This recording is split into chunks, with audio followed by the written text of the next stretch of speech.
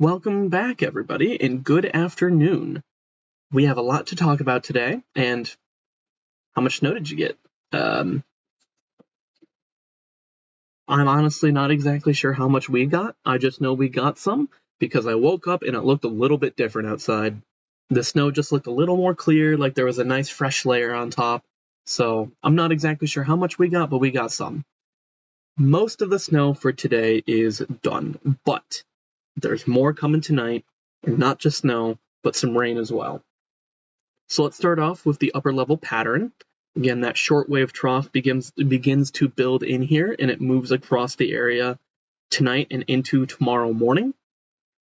And through tomorrow, it moves off to the east, and you can actually see the center of low pressure to our northeast in Canada for this whole trough system.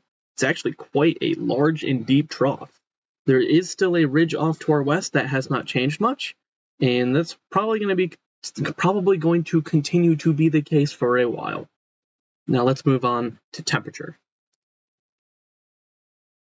Looking at temperature here, we should actually see a high today right around the low 30s. We could be around the freezing area. We might get slightly above freezing, but I would not expect much melting of the snow because it is going to be cloudy through the entire day today.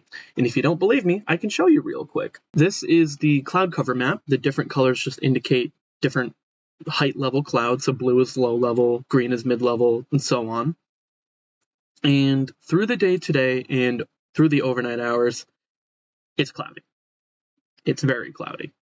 And through much of the day tomorrow, pretty much the entire day tomorrow, it's going to be cloudy. We might have some very brief breaks, maybe, depending on how dense these clouds are, but it's going to be cloudy. So let's get back to temperature, and actually pressure. We will touch on pressure a bit too.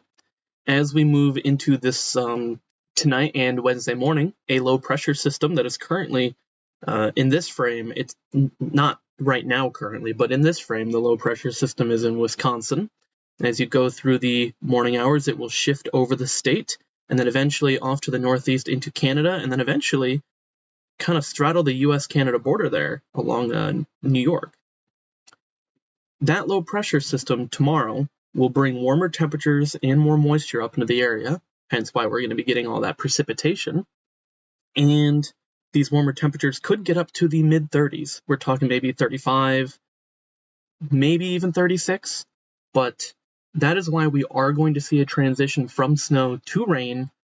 But as the system moves on, it is going to be bringing cold air back behind it again. And so we will see a transition from rain back to snow at some point. In fact, the temperatures are going to drop all the way down below 20 after the nice toasty 35-degree day that we're looking at.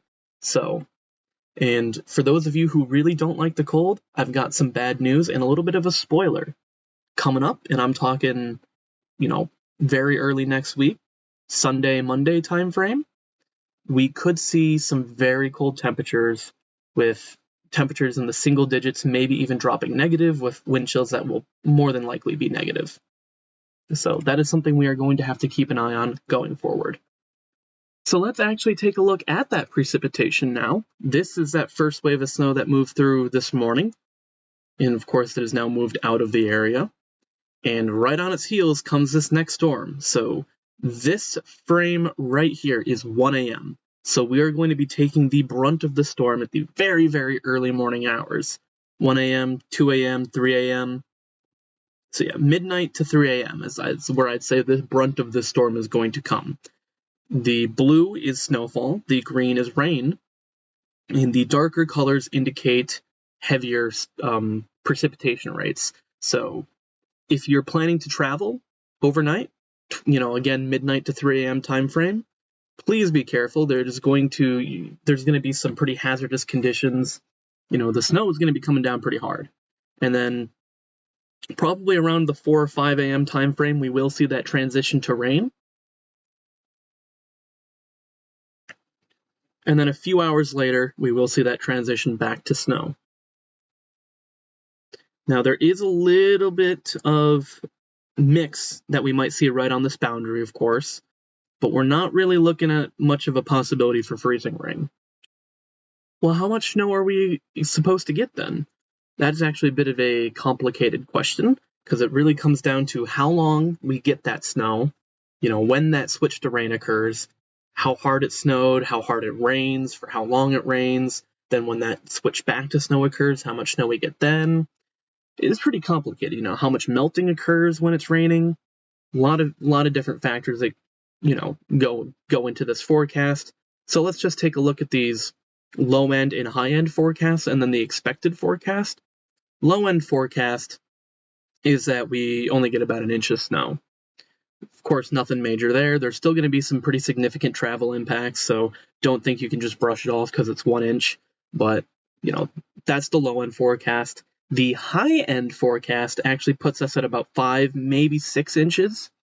And that's if we get less rain for less amount of time and more snow, of course. The more it rains and the heavier it rains, the lower our totals are going to be. The expected range is 1 to 3. So we are probably going to be a little bit closer to this low end scenario with the expected value, if you had to pick a number, probably being around 2 inches, but we could get more and we could get less. My cat wanted to say hi, so here he is. Taking a look at wind, the wind forecast still remains pretty much largely unchanged. We could see sustained winds just around the 20-mile-per-hour mark today. Actually, right about now. So maybe I could. Yeah, it looks a little windy. It doesn't look that bad. But the winds will calm for a bit through the day before building back as that low pressure system moves through tomorrow morning.